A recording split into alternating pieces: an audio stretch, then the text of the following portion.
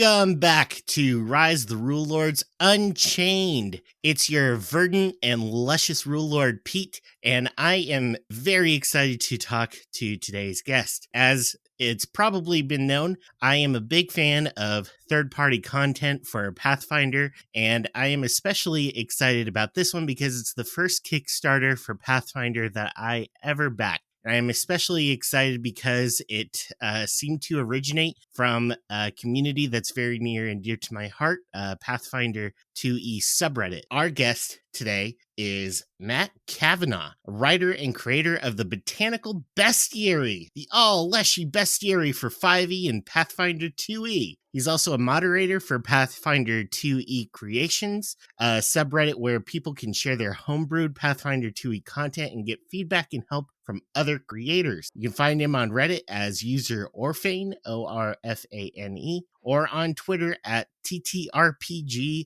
Homebrew. Matt, how are you doing? I'm doing great. How are you? I'm awesome. So tell us a little bit about yourself and your work as a writer and TTRPG content creator. So I have put together this Kickstarter, which I'm excited to hear is the first Pathfinder Kickstarter, or Pathfinder 2e Kickstarter that you backed. I didn't know that. I just sort of got involved with the Pathfinder community shortly after the 2e playtest came out, and kind of just fell in love with it and have been part of the various homebrew communities, because that's kind of my favorite part of any RPG, is getting to make your own content, and got involved with Leshy's somehow. Yeah.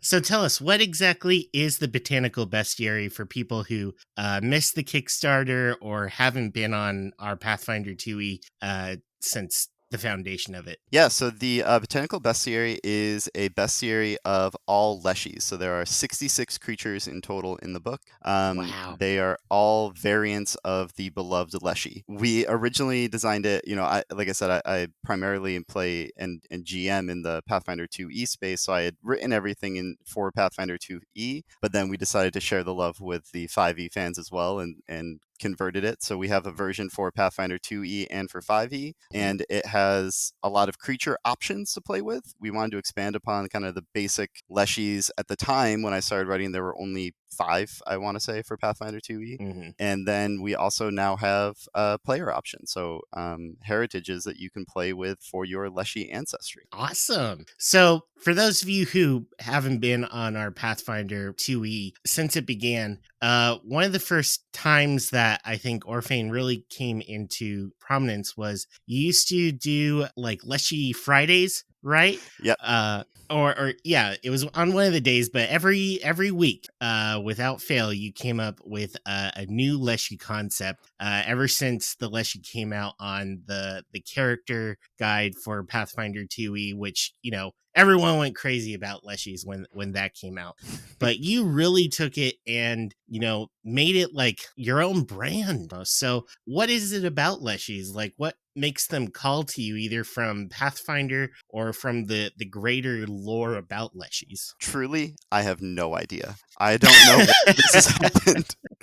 I started off, I did always have an affinity for Leshies. I always thought they were cool. One of the first things I got for Pathfinder, was the playtest, then the core rulebook, and then the first bestiary. I am a Gen Con attendee, so I picked them up right at Gen Con when they came out, opened up the bestiary and saw the Leshy and was like, this is the coolest thing I've ever seen. It's a little level 1 leaf plant, and for some reason I just loved it. And it wasn't until much later, I GM'd, I used the Leshies in there, highly changed because I love homebrew. But it was during the pandemic that I just was stuck at home a lot. My job sent everybody home because I work in a hospital and they didn't want people there who didn't need to be there. And I needed a creative outlet. So I started making homebrew stuff. And for some reason, I promise I tried homebrewing other things, and it just kept coming back to Leshies.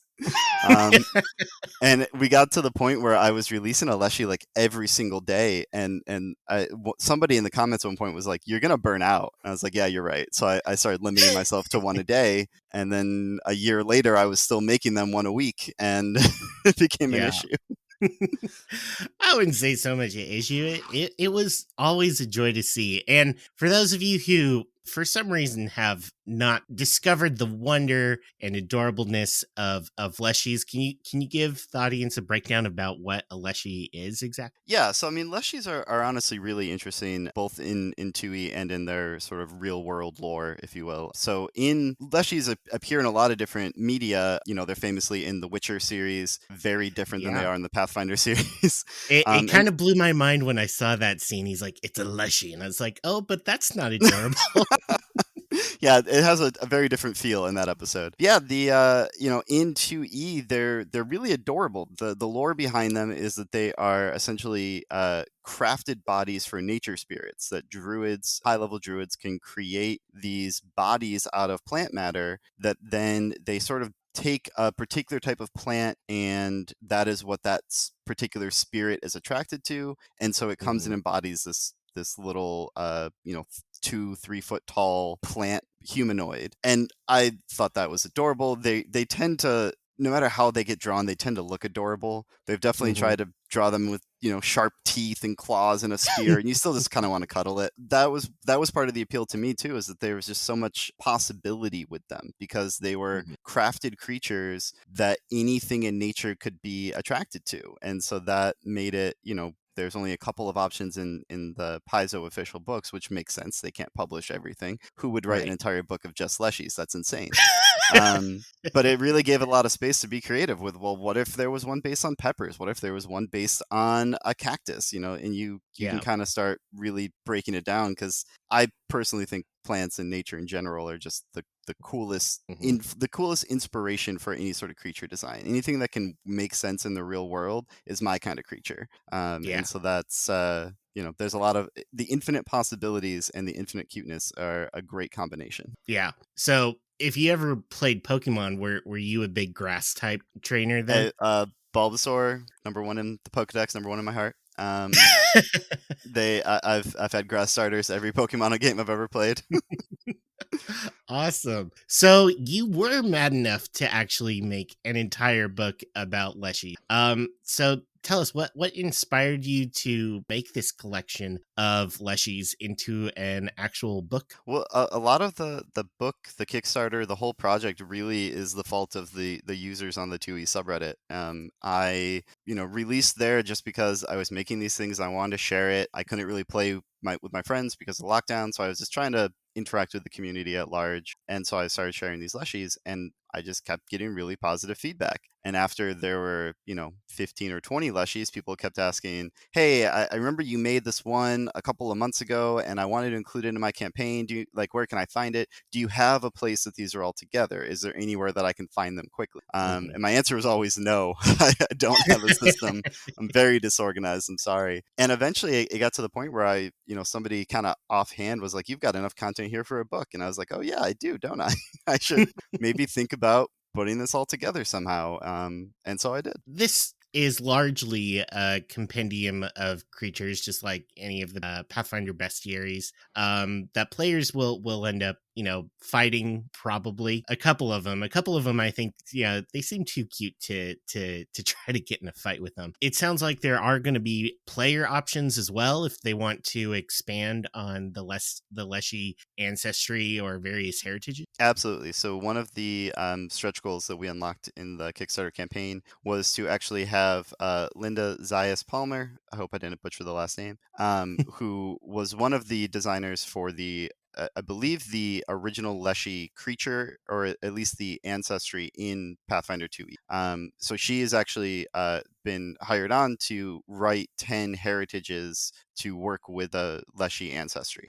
So Wow. we recently finalized that list, and so we're pretty excited to see what she comes up with. I haven't even seen what the final version of that is going to look like, but there will be 10 different heritages, everything from a bonsai Leshy to a coffee Leshy, that humanoid in shape or not, that Mhm. players will be able to utilize, and we're going to again convert that to 5e as well. Awesome. So I've seen a big preview of some of the Leshies that are going up. There's like, pepper Leshies. There's one that looks like an onion.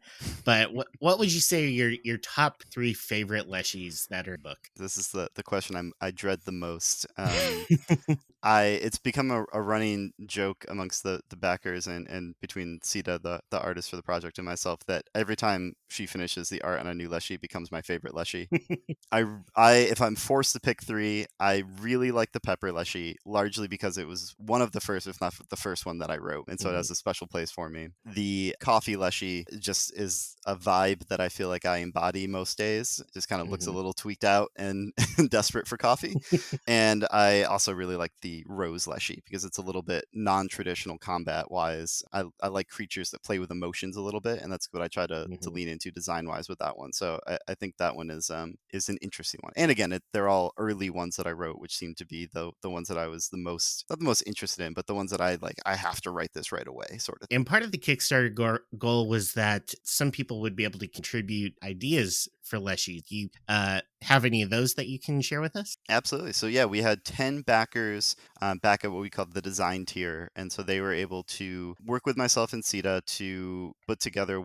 They started with just kind of suggestions of what they wanted to see as Leshy, and for some people it was really simple. I want a pineapple Leshy. Go. And that was it. Others gave a lot more information about what they wanted the attacks to look like, what they wanted the design to look like. But they've all come together really well, I think. I'm a bit biased, but we've got great options ranging from, like I said, a pineapple Leshy. That we're working on a rutabaga Leshy, which is not one I would have ever thought to make, all the way up to an Eldritch horror color out of space Leshy from the Cthulhu mythos, which I, again, Wow. was not familiar with until it was suggested to me.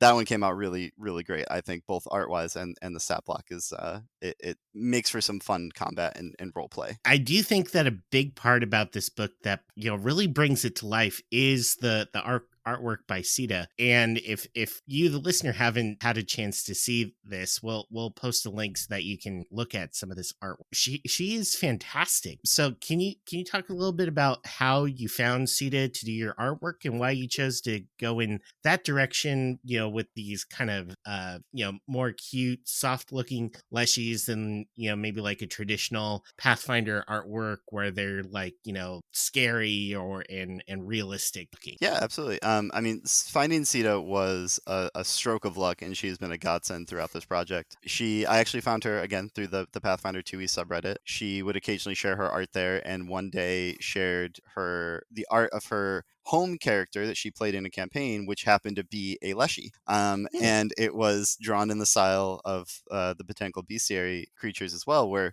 it was cute and bright and colorful and just not the way that I'd seen anything really drawn before, and I thought it was adorable and I fell in love with it. And so I kind of filed that away in the back of my mind of like, okay, this is really cool. There's great art out there. And when I finally got around to like, maybe I do want to make this into a book, she was the first and only artist I reached out to, and she agreed to do it and was blown away by it. And as far as the art style goes, yeah, her art style is definitely different than a lot of the traditional, in a Paizo or in a Wizards of the Coast book that you would find. And part of that appealed to me. I felt like for a bestiary that is just Leshies, just these simple creatures, I wanted something in the art that stood out a little bit and that would appeal Hmm. to a wide range of people. And going with just the simple, fantasy trope art wasn't that Hmm. appealing to me at the time. And I really liked that we were getting something a little bit different that kind of embodied the like whimsical nature of these creatures. Yeah. They still have lots of sharp edges, but you might not notice them at first because you're looking at that adorable face until you're getting stabbed by whatever thorns it might have. Yeah. And so I thought that it embodied what the Leshies as a creature are, and that it embodied what I wanted for the book to be as well. And again, Sita just has been amazing. I give her almost no notes because every time she sends me a creature, it is borderline perfect right away. Right. And she's just been churning them out for the past 6 months or so now, and we're about 95% of the art is finished at this point. And I've yet to see one that I'm like, okay, that's only fine. Every single one has like blown me away. Yeah. Wow, that is a fantastic grouping. I'm very happy that you guys were able to meet through this community that I love so much. You obviously had to go beyond the typical Pathfinder build set. So Tell us a little bit about the unique powers and Leshy abilities that you developed this book. Yeah.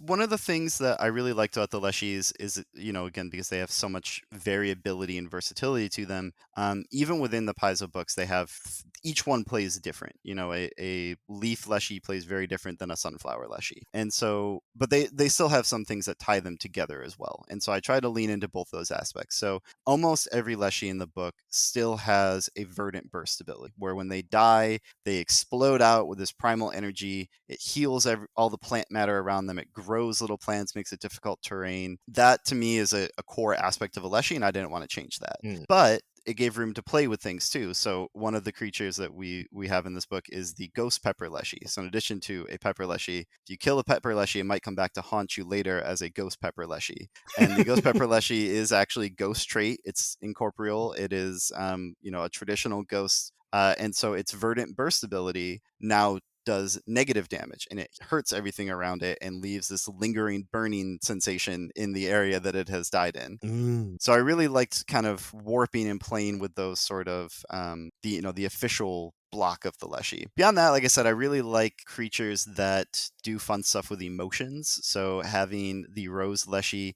give you a overpowering scent that makes you want to walk into it where it wraps you up in thorns is really fun to me, rather than just chasing after you, throwing spears till it gets in range to hit you with a sword, kind of a traditional fighter creature. I like playing around with those sort of more mental and tactical abilities. There's also a lot of Leshies that, especially if the plant is something that is carnivorous in nature, I try to lean into that aspect of it. So the Sundew Leshy is very sticky and can wrap you up and grab you, whereas something like the Aloe Leshy is very slippery, and if you cut it, it becomes even more slippery, and it wants to try to just constantly slip out of your grab and make things difficult for you. So I try to make each creature lean into the plant while also still respecting sort of what makes it a Leshy. I didn't want these to just be, all right, it's an entirely new creature. It still needed to be a Leshy variant of some sort. But within that, there's still a lot of range for creativity. Something that I'm a little interested in is, are people going to, by proxy, learn a little botany by looking at these Leshies? I hope so. I tried to put in, there isn't a ton of space on every page for a full botanical breakdown, but there's a little blurb for each creature that kind of goes over a bit about the plant itself and then a little bit about what that means for the Leshy. So I try to explain the design idea behind the Leshy and then why it might be that way based on the plant it's based on, and giving some details. It's little stuff that you might also already have to know a bit about the plant to dig into. So the pineapple Leshy has an ability called Berry Burst. Well, it's because pineapples are made up of a group of berries. No and way. Yeah, it's a lot of weird technical fruit stuff. It was a surprise to me too. The pineapple one's actually a great one too, because it has the I can't remember the name for the enzyme right now, but the running joke being that when you eat a pineapple, it eats you back a little bit because it has an enzyme that dissolves flesh. And so that enzyme is in there by name. It's one of the abilities the Leshy has. I mentioned a little bit in the blurb at the top. So I definitely try to, it's not going to get you past any college level exams, but it should hopefully give you a little bit of entertainment. I have a real quick story about a friend who discovered that he was allergic to pineapples. He loved pineapples. He still loves pineapple. And he came from the South, so like they grill pineapples. He would eat them all the time. And he came up to his group of friends, and somehow pineapples got brought up, and he's like, yeah, don't you think it's really weird that whenever you eat a pineapple, like your throat feels all constricted and your mouth starts to burn? And they're like, that pineapples don't do that to you. And that was how he learned that he was allergic to it. But yeah, I have heard that pineapples eat you back as much as you're eating the pineapple. Well, not as much. Not quite as much.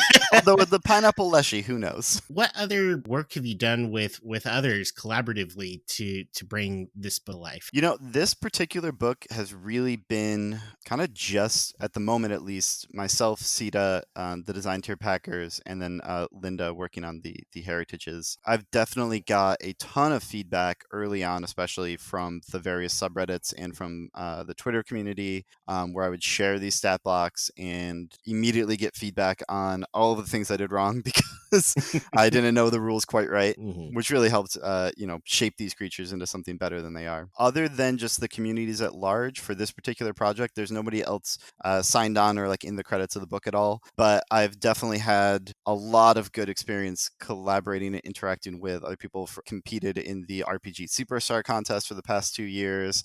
Submitted content to Wayfinder, I think 2 years ago now.